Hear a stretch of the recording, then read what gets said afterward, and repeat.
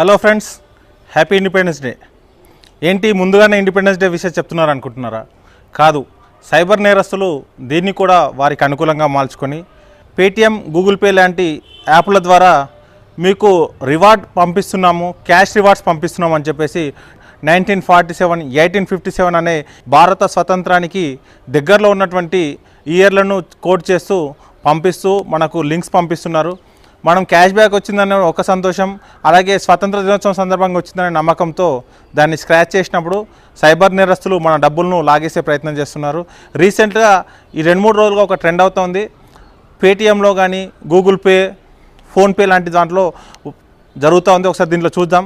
మనం చూసినట్లయితే ఇక్కడ స్వాతంత్ర దినోత్సవ శుభాకాంక్షలు తెలియజేస్తూ హ్యాపీ ఇండిపెండెన్స్ డే అనే ఒక మెసేజ్ ఇస్తూ కింద 1971 అని ఉంది. అది మనకు వచ్చినట్టు చెప్తే కింద స్క్రాచ్ చేసిన తర్వాత నెక్స్ట్ స్టెప్ అని చెప్పేసి నెక్స్ట్ స్టెప్ చేసి సెండ్ చేయమని చెప్తున్నారు. ఎప్పుడైనా మనకు గిఫ్ట్ కానీ క్యాష్ బ్యాక్ కానీ వచ్చినప్పుడు మనం స్క్రాచ్ చేసినట్లయితే మనకు అమౌంట్ డిఫాల్ట్గా మన అకౌంట్లో యాడ్ కావాలి. అలా కాకుండా ఎప్పుడైతే మనల్ని ఓటీపీ అడగడం, యూపీఐ కోడ్ అడిగారు, లేకపోతే మనకేమైనా డీటెయిల్స్ అడుగుతున్నారంటే అప్పుడు ఖచ్చితంగా మనం అనుమానించాల్సిన అవసరం ఉంది. అది సైబర్ నేరస్తుల వల అని.